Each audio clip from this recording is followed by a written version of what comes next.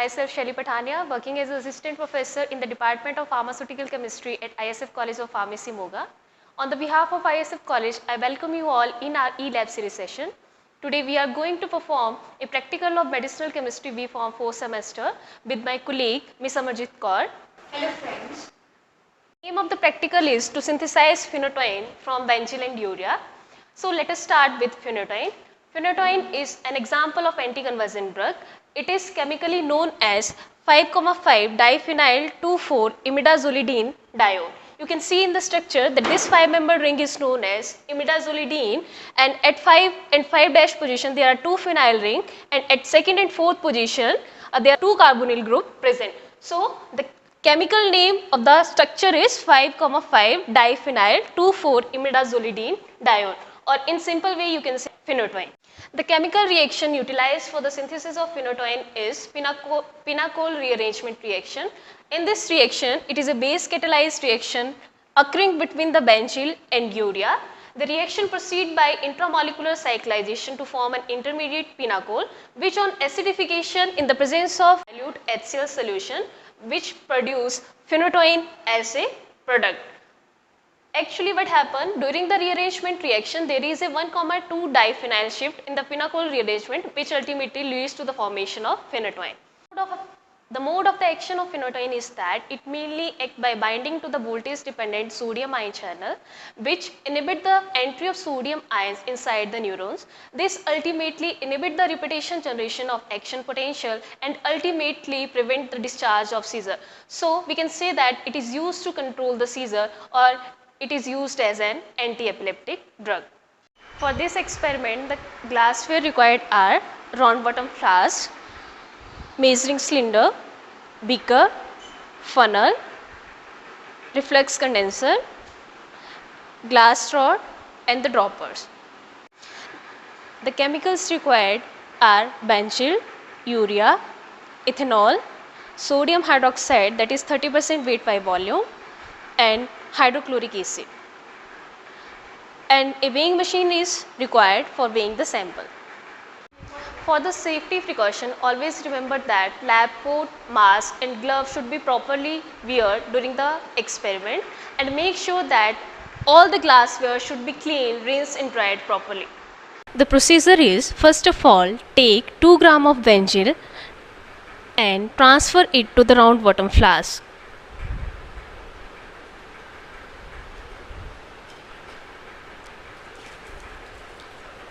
Then take 1.2 gram of urea and add it to round bottom flask.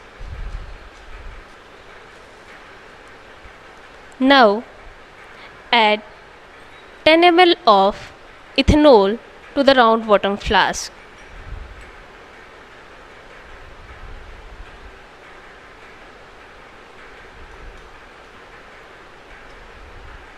Mix well.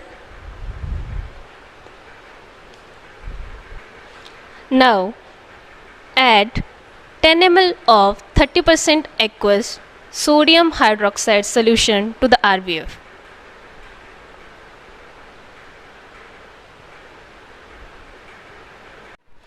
Attach the RBF to the reflux condenser and boil the content for 2 hours. After 2 hours, take off the RBF.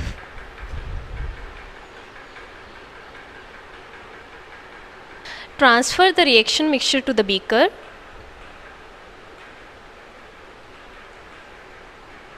and allow it to cool on ice bath condition.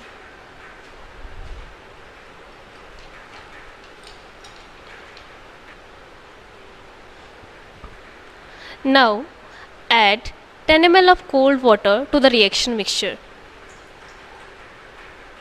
and allow it cool for some time.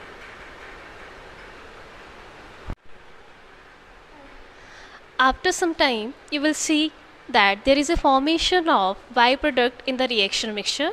To remove this byproduct, filter the content with the help of funnel.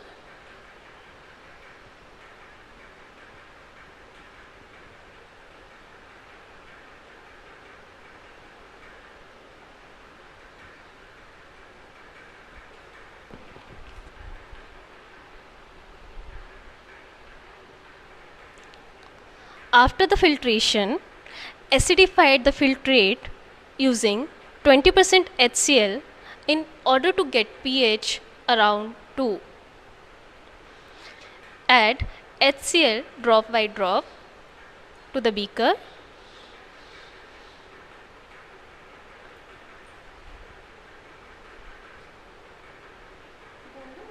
Check the pH. Now filter out the precipitated product with the help of funnel.